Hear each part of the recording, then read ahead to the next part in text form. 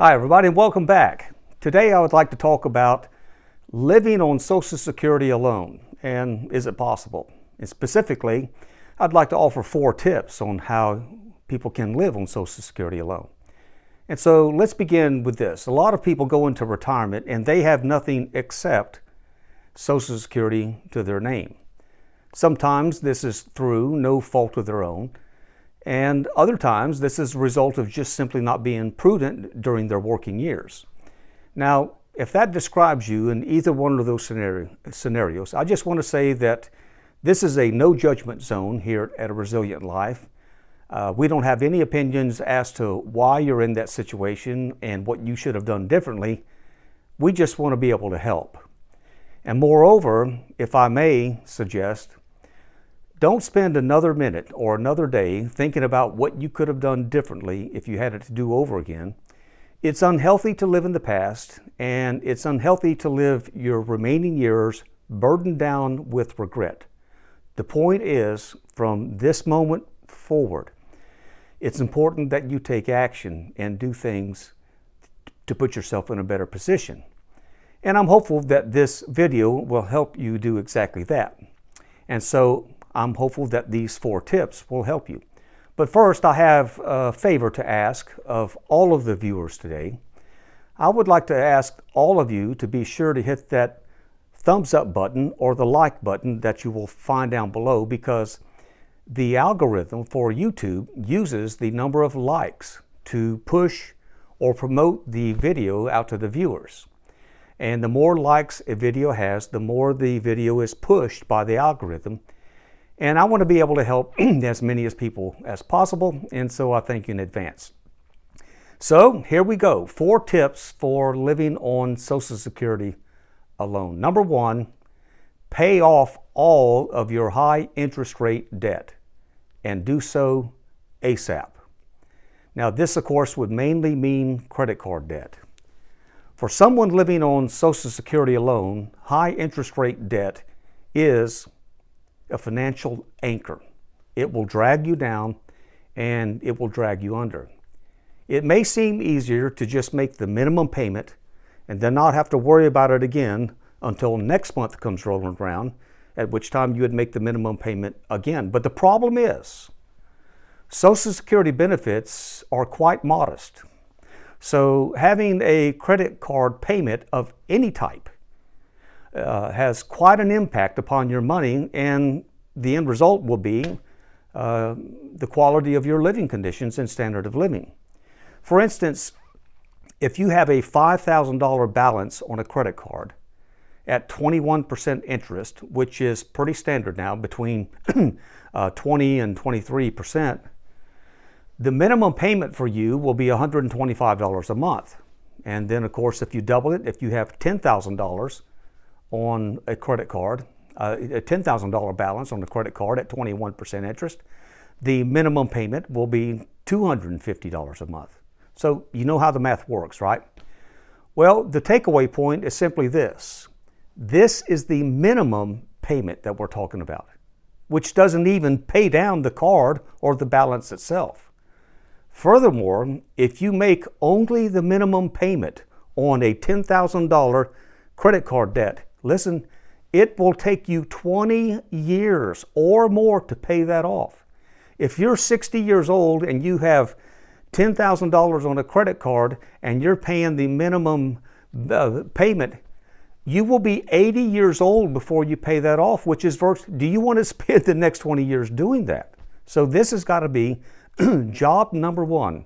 Pay off all of your high interest rate debt and do so ASAP. So you might ask, well, how can I do that? Well, start with selling some of your stuff. Have a garage sale, and every single penny that you make from that, put it right there on the card. You can skip some of your dinners out. You can skip taking a few trips for a few years and then put that money instead on the credit card. Just find every possible way to scale back your expenses and your disposable income and your impulse buying. And you could even take on a part-time job making as little as $500 a month. And listen closely to this. If you can make $500 a month from a part-time or extra job, you could pay off that $10,000 debt in 2 years. That's right, 2 years. So the question becomes, do you want to be paying on a credit card debt for 2 years or 20 years? Spending your Social Security benefit money on high interest rate debt is the worst possible way to use your Social Security benefit. So this has got to be job number one. Pay off all of your high interest rate debt and do so ASAP.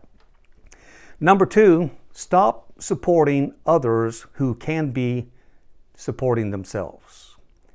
If you're financially supporting someone who can be supporting themselves, but it's causing you a financial strain, it's time to help them help themselves. Now, I'm not talking about somebody who is incapable of supporting themselves through a disability or an illness or some type of limited capacity. I'm talking about grown adults who are still being supported by mom and dad or by their brothers and sisters. And yet for all of your support, they're still never able to stand on their own 2 feet. It's time to help them help themselves. It's time for them to go out and get a job for themselves and just pay their own way.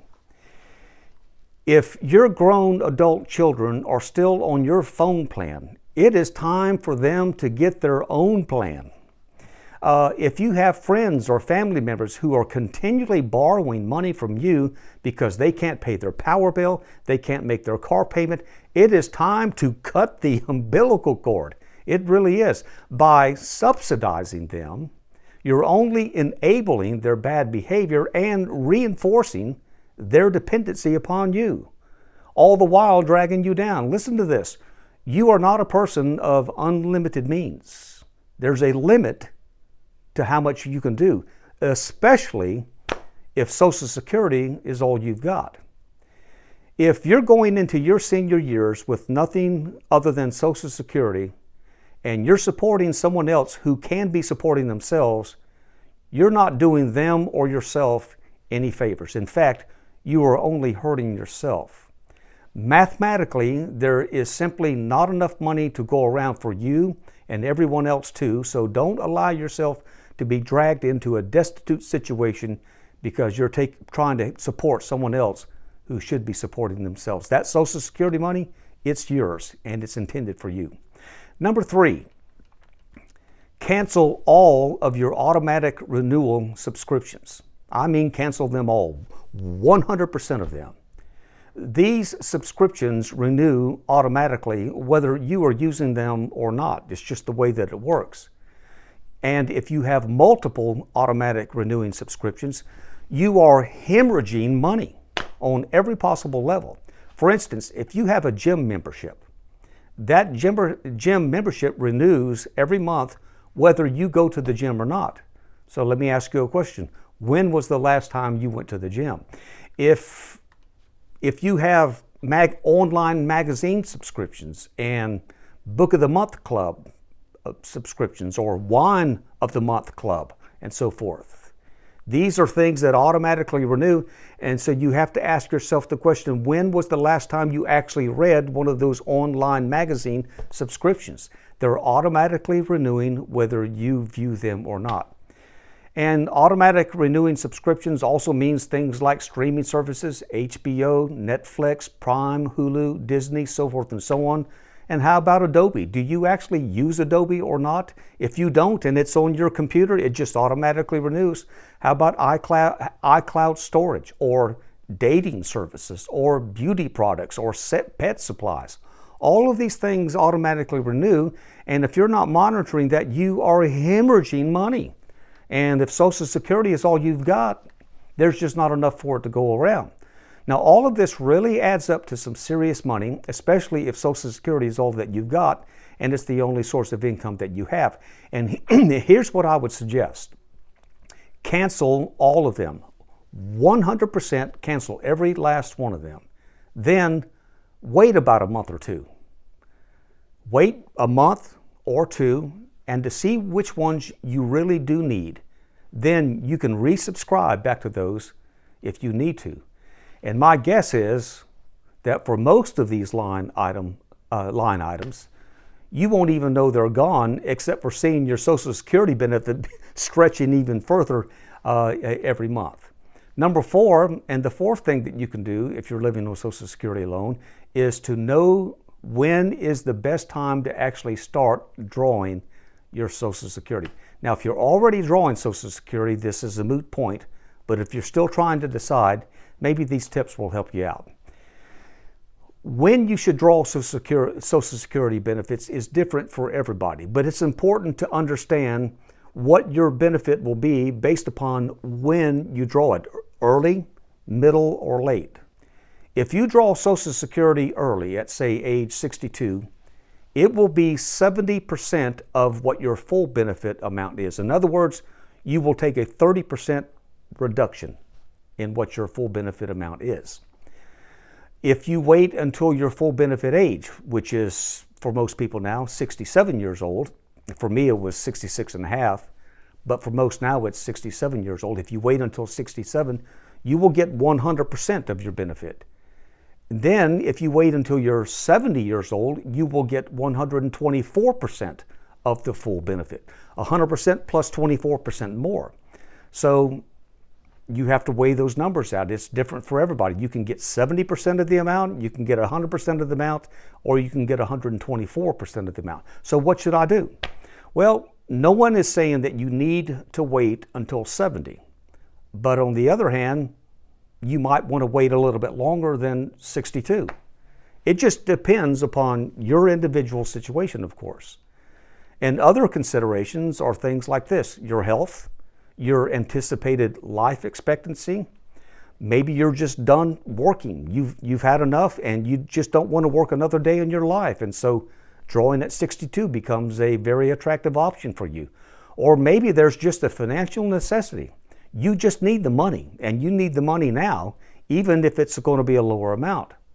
Finally, another consideration is this: a bird in the hand is better than 2 over there in the bush. In other words, for some people, this is a pretty simple decision to make. They'd rather have guaranteed money right now rather than waiting for possible higher income later in the future that may or may not come, because nobody is promised tomorrow and you could just drop dead today. In the end, there is no perfect formula for deciding when you should draw Social Security. You just have to figure out what the best time is for you. So your main 3 options are 62, or 67, or 70. Of course, you can draw it at any time that you want, but those are the 3 mountain peaks in making your decision. So that's all for now. If you've enjoyed this video, again, do me a favor and hit that thumbs up button or like button. It'll really help me out. The algorithm will push it out. This, of course, is not an exhaustive list, and hopefully I'll do something like this again in the future. And hopefully for now, this has been enough to help point you in the right direction. If you've enjoyed the video, hit the thumbs up button, leave me a comment, feel free to subscribe. I'm Ronnie. Take care, and we're going to see you next time.